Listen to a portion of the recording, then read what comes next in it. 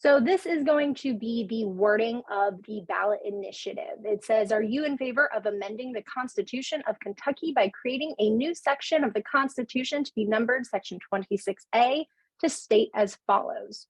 To protect human life, nothing in this Constitution shall be construed to secure or protect a right to abortion or require the funding of abortion. This means that this is a very confusing wording. So this is what voters will see, and they will be voting yes or no. The league is advocating that we vote no so that the Constitution can still be used in arguments. So we did kind of take this up as a something that the league is going to be, forward about, and has maybe not been something that the league has been forward about in the past. And I just wanted to share this. So this is actually reasons why this is a league statement, and this is taken directly from LWVUS. So they are big supporters of all of the work and advocacy that we are doing in terms of this amendment and our advocacy around it. So and actually this is supposed to say 2022 convention. So back in Denver in June, I was really honored to be a delegate for the Lexington League in Denver. We adopted this as an item that we would continue to work on. So recognizing that reproductive rights are a healthcare choice and that it's an urgent issue for the league to work on. I also really enjoyed these next 2 points. I thought they were very poignant. When women and those who can become pregnant can no longer make those reproductive choices, they're no longer equal individuals in our democracy. And that is what this amendment is at its core, to me at least. And, this is one of the things that, and I'll talk a little bit more about our partnership with Protect Kentucky Access, but this really echoes their sentiment as well, that this decision foreshadows the erosion of other well-established constitutional rights, including marriage equality, access to contraception, and the right to engage in private, consensual, intimate conduct. So this is government interference at its finest, not finest. And I'm going to share this video. This is from LWVUS, and I think does a good job. So Women's Inequality Day was a few weeks ago. We had a presence in Louisville and Frankfurt. Thank you to Dee and Cindy for arranging that. But I think that this does a great job, again, just reiterating LWVUS's statement on all of this. And Soraya, if you can just give me a thumbs up when this starts playing to let me know that you can hear this. Women's Equality Day commemorates the 1920 certification of the 19th Amendment to the U.S. Constitution, solidifying the right to vote for some American women. But now we have fewer rights than we have had in decades. We can't celebrate Women's Equality Day because we are far from equal in our democracy. Our lawmakers have failed to protect us. So now we call on all elected officials to restore our rights. Specifically, we demand voting rights legislation that protects voters, especially voters of color. The Equal Rights Amendment must be added to the Constitution. The restoration of reproductive freedom for women and all those who can become pregnant. Today is Women's Inequality Day, and our democracy requires us to speak out. Join us. Join us. Join us. And demand that our government not only represent us, but include us as equals. Because women hold the power to create a more perfect democracy.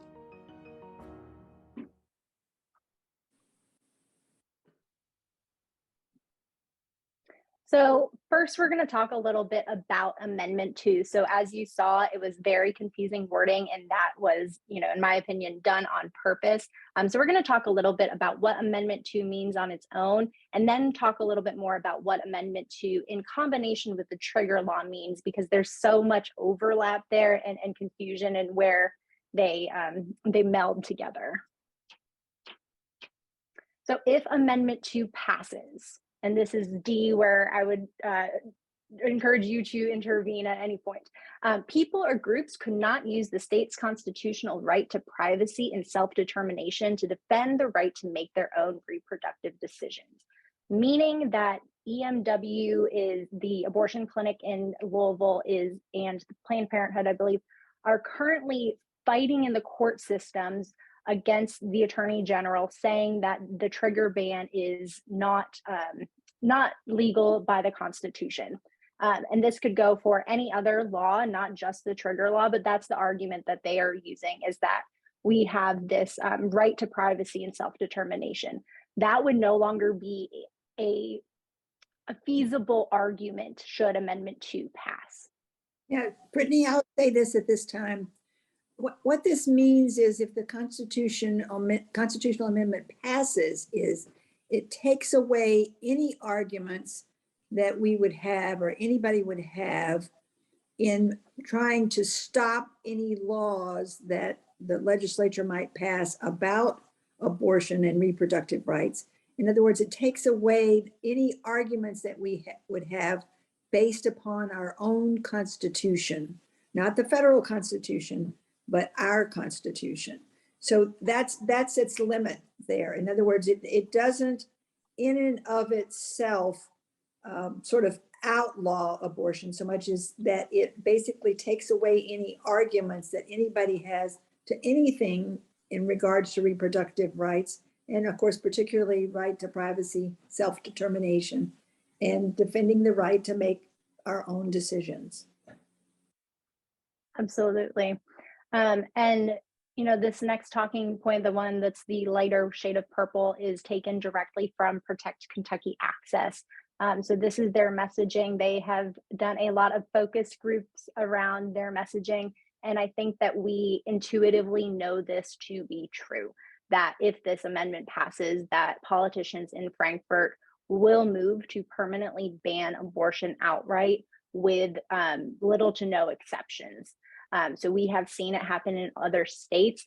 Yesterday, we saw that Senator Lindsey Graham of South Carolina did propose a national abortion ban, meaning that this is not a state's issue at its core.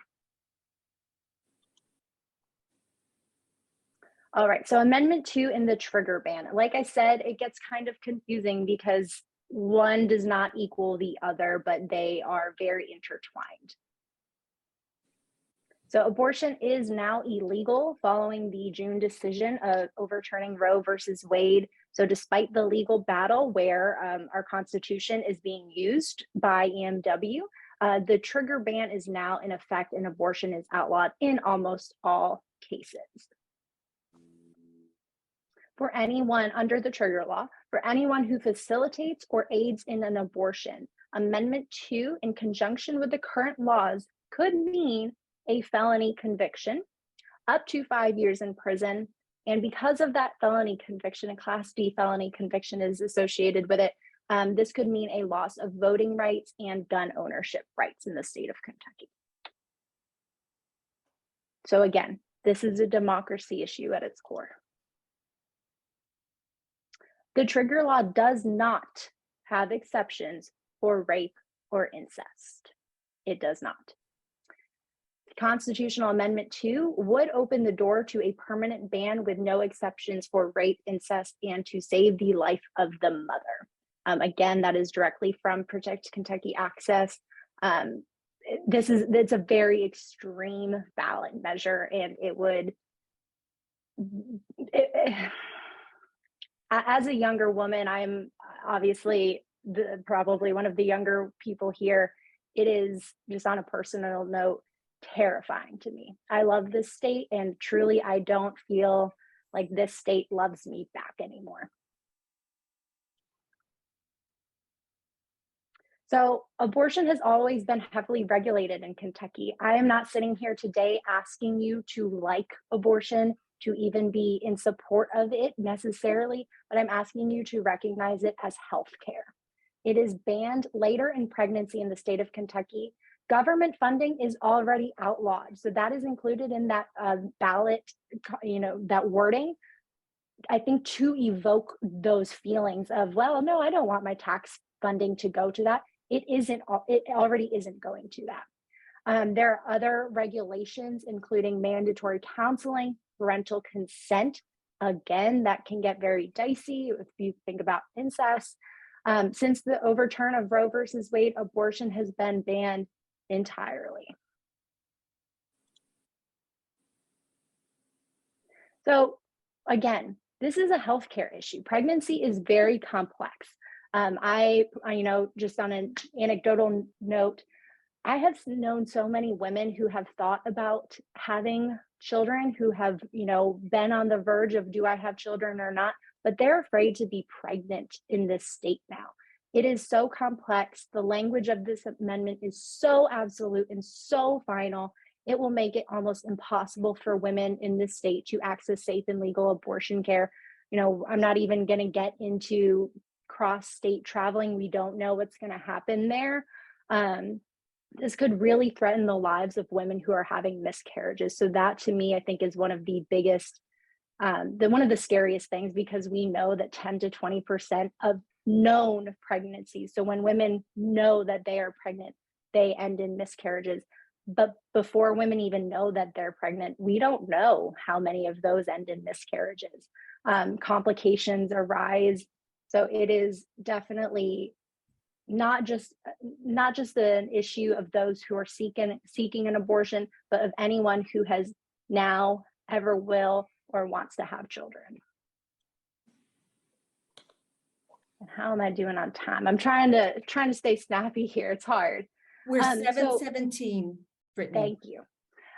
Maternal mortality. So, when we think about being pro-life or pro-choice, or, I think more in pro-choice, anti-choice sentiment these days. But when we think about that, it's estimated that an absolute ban on a national level, like we saw proposed yesterday, would increase the maternal mortality rate in this country by 21%. And we are already, of all of the industrialized nations, the highest for maternal mortality rate. And in addition, in Kentucky, we have one of the highest maternal mortality rates. I believe that, and I have the exact numbers, I can list those out later for you all, but I believe it's 39.1 on average. And then for Black women, it's 42.3, I think, in the state of Kentucky. But it's high 30s and low 40s. So it is very high. And then for us to just be highest in the industrialized nation is just intense. So let's look to the future. So now that we've got, and I see some things in the chat. Yes, Kentucky Amendment 2. Yes, I saw that there's some confusion about, there could be confusion about Amendment 2, and we can talk about these questions later. Yes, it is terrifying for anybody who would have a miscarriage. All right, so when we're thinking about this, think about your daughters and your granddaughters. You all, when I was coming back from convention in Denver, I left the state of Kentucky and I felt like Kentucky loved me, and I came back to a state that I felt no longer loved me. And your daughters, your granddaughters, your grandsons, and your sons are going to be impacted by this. And I hope that they aren't, but it is going to impact somebody you know. No matter how we feel personally about abortion, we don't want politicians making these decisions for us. And it is time to take back our right, because these politicians have just simply gone too far with this. It is manipulative, in my opinion, and just another reason for us to vote no. So these are some things, I think that there are a lot of unanswered questions when it comes to this amendment that have not been thought through. Frankfurt politicians have failed to consider the healthcare system impact. So this is not going to just impact those who are pregnant or want to become pregnant, but anybody who uses the healthcare system in this state, which is definitely all of us here, I would hope so. It will impact childcare. Kentucky, I work at EKU now, but before I worked at KET as an early childhood education consultant. And that was one of the most eye-opening experiences of my life, to see exactly the state of childcare in this state. The foster care system, the impact and the costs associated with that. And then when we think about the number of enrollments for the state's medical schools for out-of-state people coming to Kentucky, to the universities in Kentucky, when we think about women in the workforce, how will that impact women in the workforce? think about companies who have already said that they aren't going to move to Texas to other states because of these extreme measures. That's going to happen here too, in my opinion. And how will this impact Kentuckians who want to become pregnant? Again, we don't know. So the Reproductive Rights Committee, which if you would love to join, please email me after, has been working with Protect Kentucky Access. So they are leading the fight against this amendment. They are excuse my language, but they are a badass group. They are comprised of so many people. They have really got it together. The field organizer is Kelsey Coots. She ran for state auditor a few years ago, but she is a friend of mine and she's also a former educator. So everything that she is doing has a focus on making sure, she always says we are big, team big, not perfect. But she is pretty close to perfect. She is doing this very well. And we, again, had National's blessing to join them as partners. All right, so now we get to talk about what you all can do, the actions that you can take. So the first one is to get a yard sign. They are printing 5,000 yard signs that you can stick in your front yard that say vote no on Amendment 2.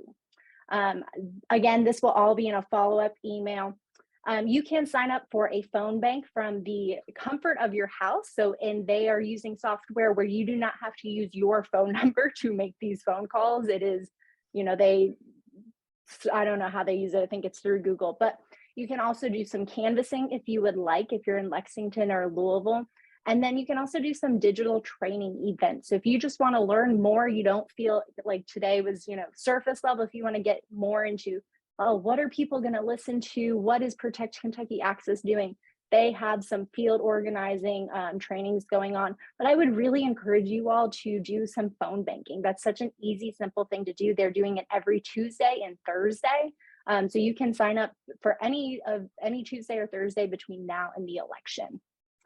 If you don't have the time to do that, but maybe you have the monetary funds available to you to donate, please do. That helps them print more of those yard signs, get more organizers. They have some staff that they have hired. This is the best part about joining, in my opinion. They have two organizers who were in Kansas beforehand, and they got them to Kentucky. So that gives me a lot of hope.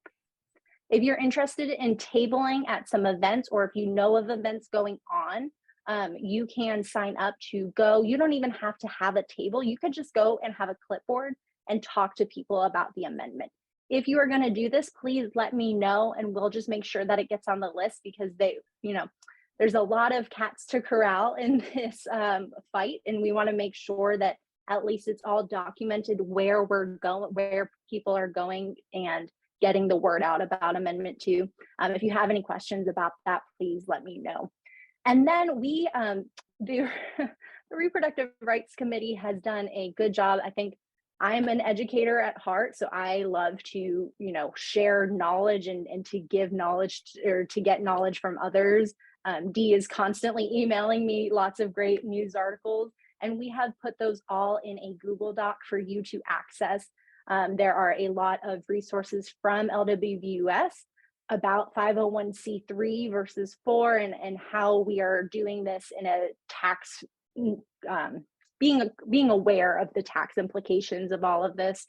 And then again, just more resources to learn about Amendment 2, to learn about abortion bans and what they can and cannot do.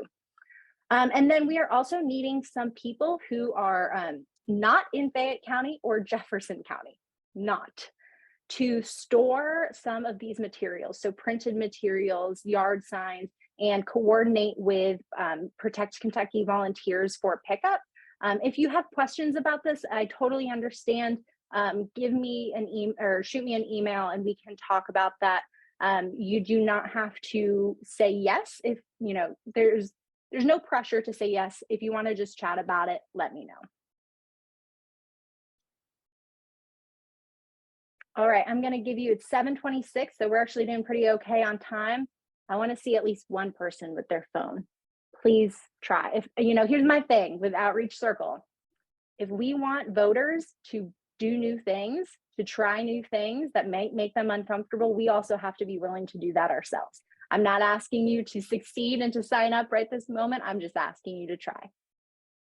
So you have 1 minute, and I'm going to take a sip of wine. You are at 7:26, Brittany. You've got until 7:35. So you've got time for more presentation or definitely Q&A. Well, yes, we're leaving some time for Q&A because I'm sure there's going to be some. I believe it. And let me jump in here. I think it's critical to be able to talk to people that nobody's asking them to give up their religion. Religion is used as an excuse to create all kinds of anti-everything. And so I think part of what we need to do is think about ourselves, maybe even think about our own faith, but understand that we're not asking anybody, nobody's asking anybody to give up their religion. And one of the critical things is how this amendment and this extreme push that's going on all over the country actually interferes with people's religion. And of course, religious freedom has been a big deal the last probably 20 years, and a big push. Well, this violates my religious freedom. Well, guess what? This violates people's religious freedoms, because if people through their faith believe that reproductive rights are important and are a choice for people, and therefore that means there might be abortions, then that is their religious freedom. So keep that in mind too, and don't get sidetracked about that. And there's a great podcast, or it's not a podcast, but a great lecture that you can get out of Rutgers Law School in New Jersey. And it was a wonderful thing, because there was a Muslim woman, a Jewish woman, and a Christian woman in this discussion about how all of this affects your religion. So and that is linked in that educational resources document, which you will have access to after this, or if you download Outreach Circle. Thank you, Dee. All right, so here is my email. I know Jen put it in the chat as well, but feel free to email me if you just want to chat, if you have follow-up questions, if you'd like to get some more resources. I am happy to be here to, even just if you need to vent, because this is all craziness, I understand. All right, and then my last call to action for you all is talk to people about the election. I thought my friends are with it. They're young, they're hip, they're cool. They'll know about this amendment. No, a lot of people that you would think would know about this amendment coming up have no idea. It is so crucial that we are talking to people. And I think that there's also a culture right now.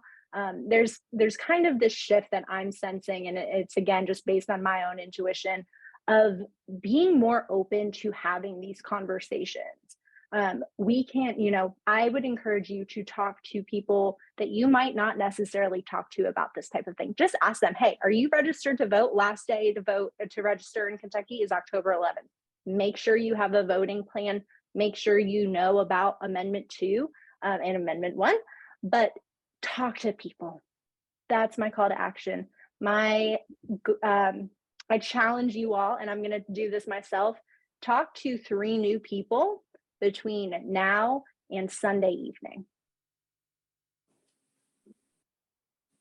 You are at 7:30, Brittany. You have 5 more minutes. All right, well, we are going to stop there. So I'm going to stop sharing my screen so we can have some of these questions. So I saw Becky's, and I just wanted to address that one. So are there resources? You've mentioned things that we can print for tabling events, or are some of the resources already printed? We are still waiting on getting them printed. I will let you all know as soon as those are available. But we do have digital versions of them if you would like to get them printed. Shoot me an email and I can send those to you.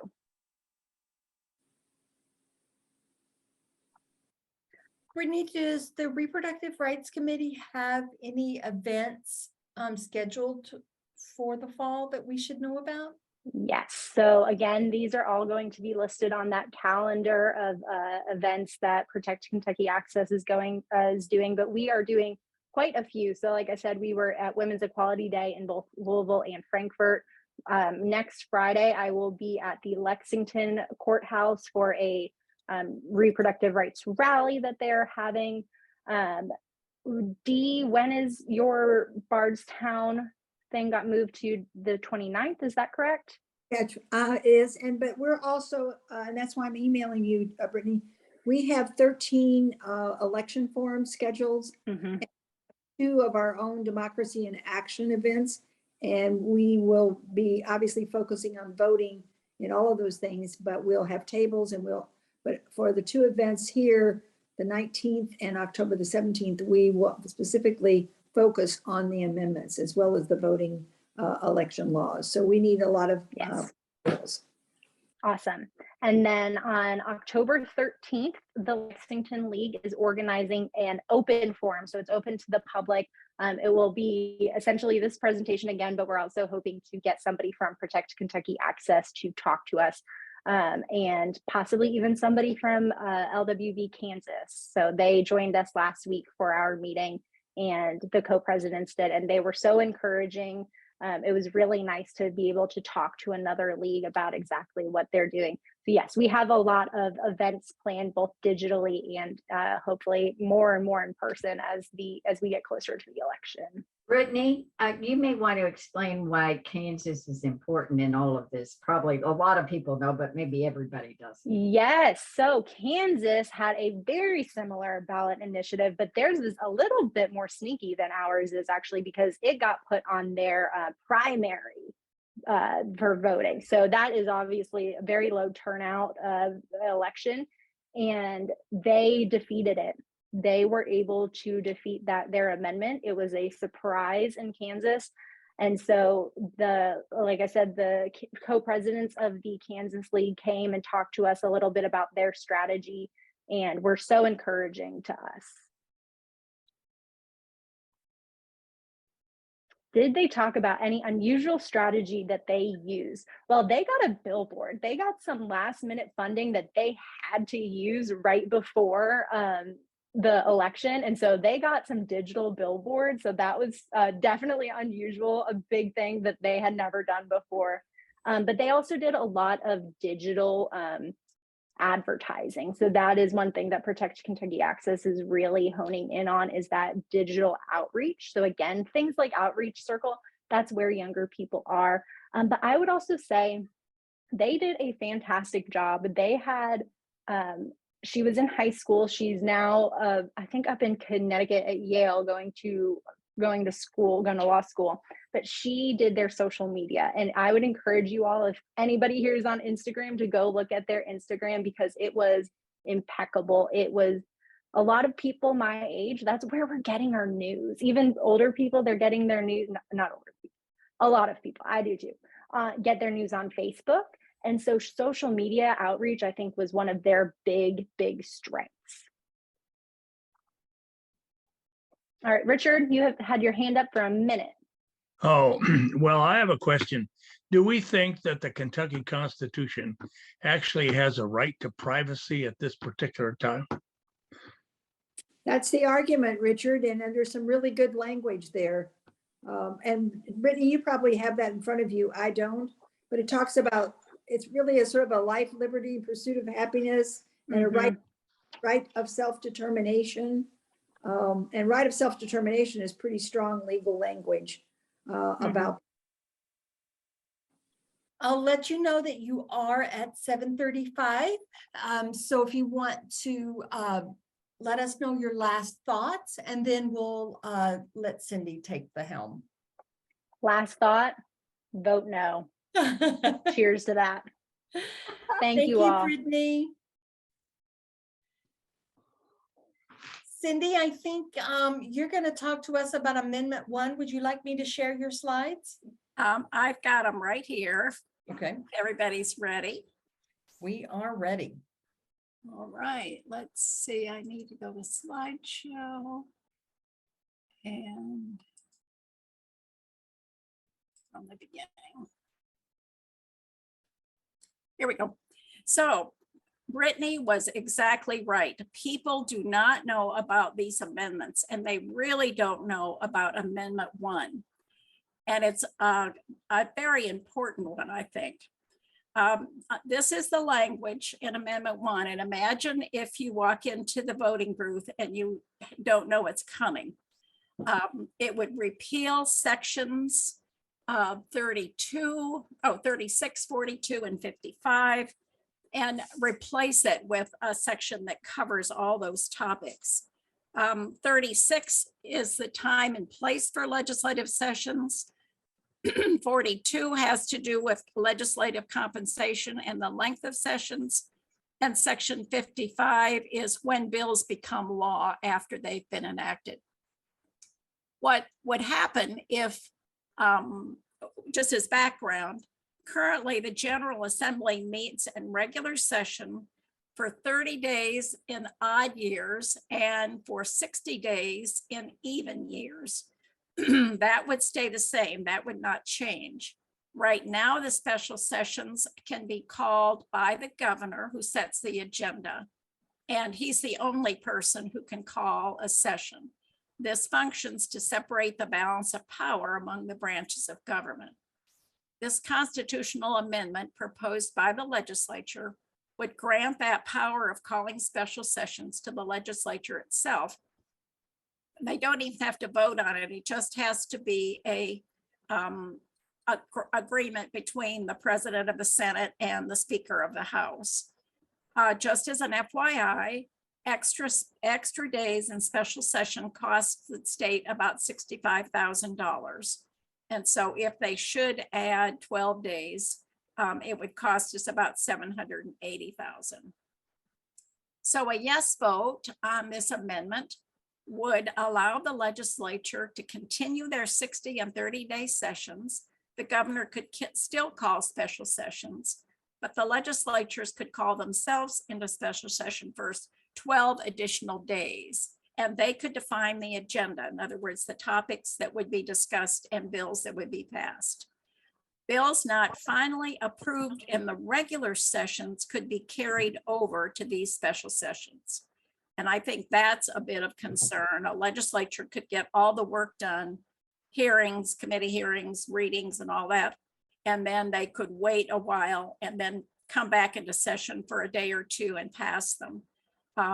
Right now, in a regular special session, the governor might call, they have to start from scratch with bill filings, readings, and committee hearings.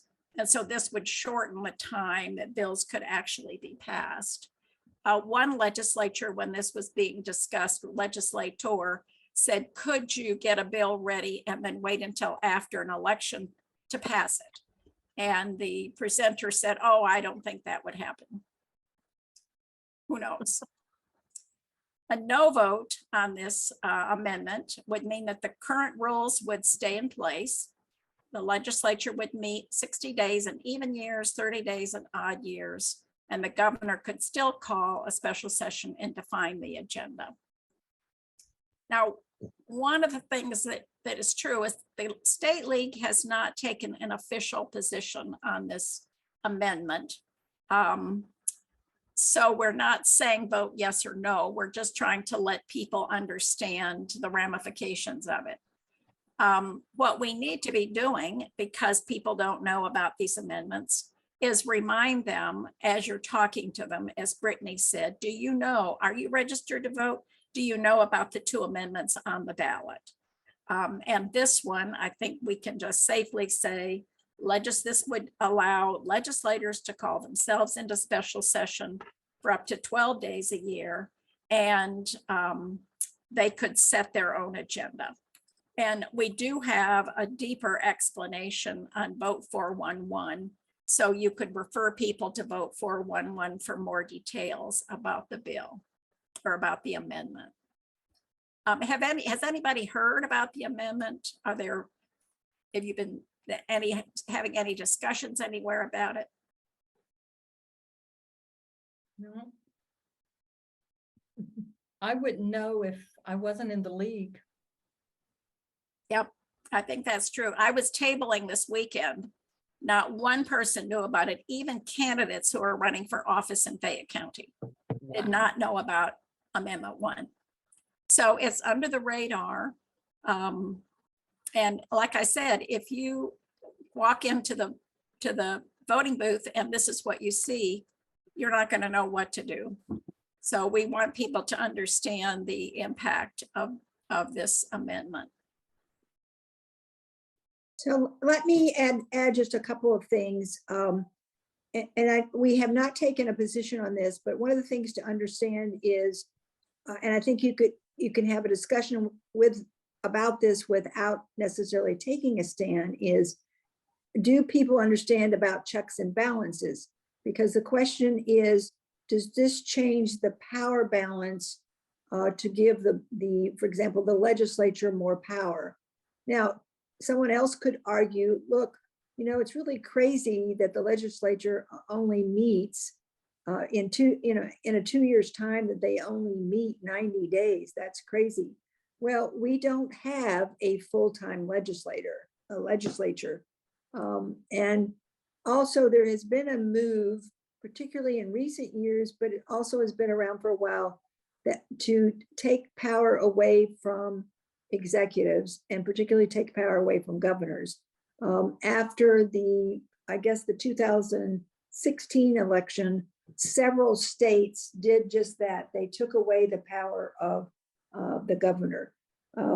So you really need to get people just to think about this, and it's really going to be hard because they're not going to spend time reading it, because you read it and your eyes glaze over.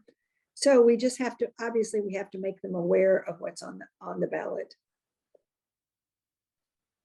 Are there any questions? All right, well, feel free to email us if you run across questions, and we will move on if it's okay, Soraya. Yes. I'll just toss in, Harriet asked a question in the chat. I'm sorry, I missed that. That's all right. And she says, is there anything positive about Amendment 1? And would there be more time for public input? I think no time for public input since it's on the ballot, but anything positive about Amendment 1? Well, the legislators who are promoting it say it would make it easier for them if they get to the end of a session and they're struggling to get agreement and needing a little bit more time. They could extend a regular session, or they could wait and call a session later on after they'd had more time to discuss or work on it. That seems to be the biggest positive.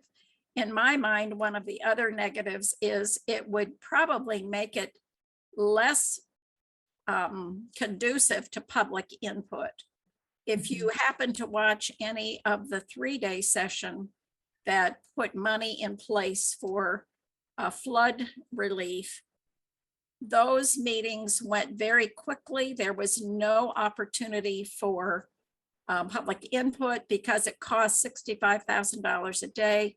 They tried to limit the number of days that they meet, and they suspend the rules and eliminate some of the opportunity for public hearings, committee meetings, and that kind of thing.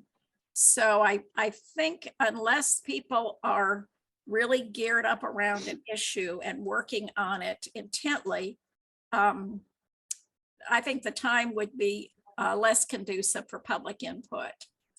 Thanks, that's a good question. Yeah, it's really all about transparency when you get right down to it. And there's not very much transparency with what the legislature does anyway. And this, I think, would create even more problems of transparency in government just generally. And Richard asked the question, can we say that the amendment would change the balance of power? And I absolutely think that that's a legitimate statement without taking a position, Richard. I would agree with that. They're out to get, let's face it, this is an Andy Beshear amendment. I think forgetting that they could have a Republican governor at some point. Okay, how are we doing for time? We are at 7:45. All right, You are we will ready have to move about on? 7 more minutes. Okay. And very quickly, I'm going to throw in one last thing, and that is that I had stuck into the chat. You'll scroll up a bit at this point, but there are links in to language describing in a neutral way Amendment 1 and Amendment 2 and vote 411. So grab onto those so you can take a look. Vote 411, by the way, is a treasure trove of good information. You have to prowl around to find it, but it's got really good information there. Does Brittany have a question? I do. So I have, it's a little bit of a big hypothetical question, but I would just wonder what would be the impacts if both Amendment 1 and Amendment 2 pass? What would be the impact on reproductive rights, in your opinion, Cindy? I think it would make it even more difficult to, it would make it easier for the legislature to pass legislation. They could call themselves into special session for a short period of time, say in the middle of summer or in the middle of the fall, and pass bills out rather quickly without lots of scrutiny. One of the things that happens in the sessions is people like us who are not full-time paid lobbyists gear up to be watching closely and paying attention. And there are times between sessions when we're not paying attention. We would have to be paying attention all the time. And that, quite frankly, is difficult and challenging. And Brittany, because there's a supermajority, it really enhances the supermajority's power to continue to do whatever they want to. And if you listen to some of the statements that have been made by those that are in power right now, we should be very worried about what they're going to not only do in regards to reproductive rights, but all those other rights that you've talked about. Birth control. Birth control. And if you read there was an article in the Courier this morning, some of you might have seen, where a woman who had been prescribed a medication that is part of the morning after pill, I think is the way it was. Anyway, at first she had to fight the pharmacist who was not going to give her her medication that the doctor said that she had to have because she'd already had a miscarriage and she needed to have this medicine. Those are the kinds of situations that I think people don't understand or think about when we think about access to abortion. There are so many health situations that require medical treatment, and doctors are very confused and very concerned about losing their licenses should they do something that is considered to be illegal.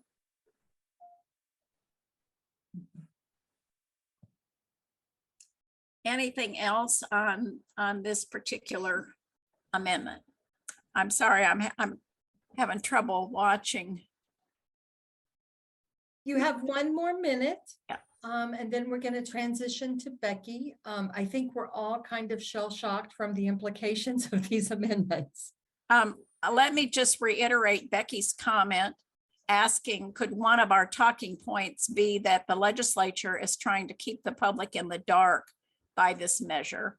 And they certainly could keep the public in the dark if they so chose.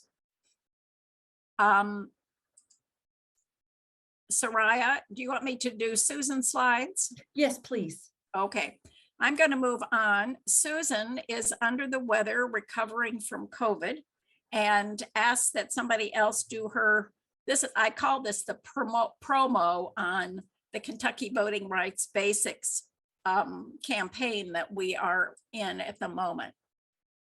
The League, as always, is trying to inform and educate voters. And because of all the changes in our election and voting laws, people are confused. They don't know when they can vote. They don't know what they should take with them for identification. And so we're working hard to try to educate people and inform them. And there are several ways that we can do this. And we're hoping that you will take advantage and encourage others to take advantage of these opportunities. We have offered speakers to any group in the state that wants it. And what we started getting requests, we got requests for, I don't have a group to present to, but I want to see the session. So we set up 2 webinars, Thursday, the 22nd, a week from tomorrow at 7 p.m. Eastern, 6 Central, and Thursday, September 29th at 11 Eastern, 10 Central. Registration is available at LWVKY.org. They're free. They'll be about an hour in length, and people will be able to get the basic information and ask questions. So if anybody has an interest, advertise it among your members and your friends and family. They can pop in for a short period of time and get the basics, and that's what we're promoting. Whoops, I put that in the wrong place, Soraya. The second thing you can do is request a speaker. We've got several speakers who will come either online or in person and walk through the information that we have about voting. Susan put the information together, and she's put a fabulous deck of slides together that we will be using. And all you have to do is go online to LWVKY.org, go to the Kentucky Basic Voting Basics, and there's a page where you could get all of these links. You can also email us at info@lwvky.org. We've got about 10 or 12 speaking engagements scheduled now, and we are still working to sign up more folks and get more on the calendar. And then the other thing that you can do is download our 2-page Kentucky Voting Basics flyer. That also is available on our website, and that gives people the guts of what we're doing. We're using that at tabling events, and you can print it out and share it with your friends and family. It gives you the basic things like who can get an absentee ballot, what days can you vote? You know, there's early voting with no excuse, there's early voting with excuses. It's very confusing. And so this gives people the basics so that they'll know when to register, where they can vote, how they can find out where, what location, and that kind of thing. So we're encouraging you to take advantage of these educational opportunities, get people registered and get them informed. They need to have a plan so they know that they're registered, they know where they're going to go, and then they can go to Vote 411 and get information about candidates and the issues, the 2 amendments. Thank you so much, Cindy. Just as an FYI, we will be sending out all of these presentations, so folks will have the advantage of getting all of these links and all of the good information. And of course, always visit our website. We'll be updating, especially after this event, to make sure that all of the information regarding voting is easy for folks to find. Okay, I'm gonna stop sharing. Yes, and we have a very interesting presentation from Becky Jones from one of our newest leagues, the Northern Kentucky League. I know we're all excited to hear from you, Becky. Would you like me to share your slides, or would you like to run the show yourself? No, you can go ahead and pull them up, and I'll just talk through, and I'm going to invite Karen Brown to jump in as she would like. We are excited that we are co-sponsoring a candidate forum for the 6th Judicial Circuit. This is going to be held Tuesday, October 18th from 6 to 7:30 p.m. and it's going to be a hybrid event. So folks can either attend online or in person. It's going to be at the NKU College of Informatics at Griffin Auditorium. And our next slide. So for those who aren't familiar with what's going on in the 6th Judicial Circuit, we have a Supreme Court race and a Court of Appeals race. The Supreme Court race is between Michelle Keller, who is the incumbent, and Joe Fisher, who is a representative from Campbell County. And he's also the author of the abortion bill that we are currently living under in Kentucky. And the Court of Appeals race, that is between the incumbent Suzanne Citrullo, who was appointed to that position, and Robert Winter Jr. I would point out that Joe Fisher and Bob Winter have begun putting up their yard signs throughout northern Kentucky.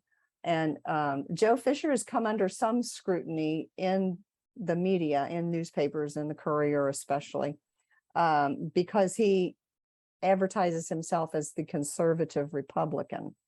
And we all know that judicial races are nonpartisan, but he chooses to flaunt that.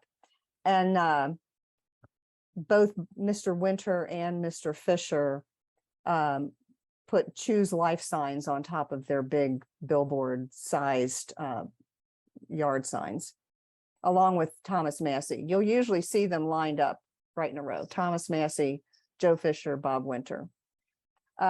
But anyway, next slide, and we'll talk about how we got to get this together. Oh, here, if you want to take a picture of this little QR code, that will take you to the link that you see. You can register. It will be an 1.5-hour event. And I would encourage everybody to take this and share it. We are, as of today, we got an email that we're up to 10 people in person, 28 people online. So we want to really promote this. It's being especially promoted within the legal community in northern Kentucky. And then the next slide, Soraya. So I mentioned at the beginning, we're co-sponsoring this, and it's with the Northern Kentucky Forum, which is a collaborative group housed at Northern, headed by Mark Nykirk, who is a retired journalist, and involves several of the public libraries. They put events on throughout the year. And we also are working with Northern Kentucky University's Chase College of Law. Dean Darr was very interested in this when we approached. I approached Mark first, and he was a little hesitant. And then I had an attorney friend who connected us with Dean Darr, and she picked up the torch. And so that's how we were able to collaborate locally to get this up and running. And then the next slide. So we have an event moderator, which is Professor Ken Katkin from the Chase College of Law. The questions that will be asked of all the candidates, and the candidates will receive the questions in advance, so there will be no surprises, were written between Dean Darr and Professor Katkin. They've gone through vetting with all of the co-sponsors and approval. There will be no questions from the audience, and there will be no debating. It is strictly a forum. There will also be a reception following the event for those who are in person and want to get to know the candidates better. So that's really the long and the short of it. I wanted to save enough time for Luann Elliott, who's online with us too, to talk about how we're educating the public on those Kentucky voting rights basics as an adjunct to what the state league is producing. So any questions, I'm happy to entertain. Can you put that back up on there with, it's got the QR code so I can take a picture of it? Okay. Thanks. Great. Oh, I would just say before we go over to Luann, that we're also participating, this is sort of a lead-in, participating in an event with Northern Kentucky Forum at NKU on October 11th, which is our last day to register in the state, and it's last chance to register. So the league will have a tabling event there. NKY Forum is handling the registration, so they didn't want us to necessarily do that, but they wanted us to provide information. So anything that we can have, and I know Karen Brown has brought stuff back for us from the states already printed, We're going to have this item that Luann's going to show you, and information on Amendment 1 and Amendment 2. We're going to do that. We'll have a table up at the forum on October 18th for people to pick up information. So lots of opportunities in October for us to share and educate the public. So thanks, Soraya. You can skip ahead to the next segment.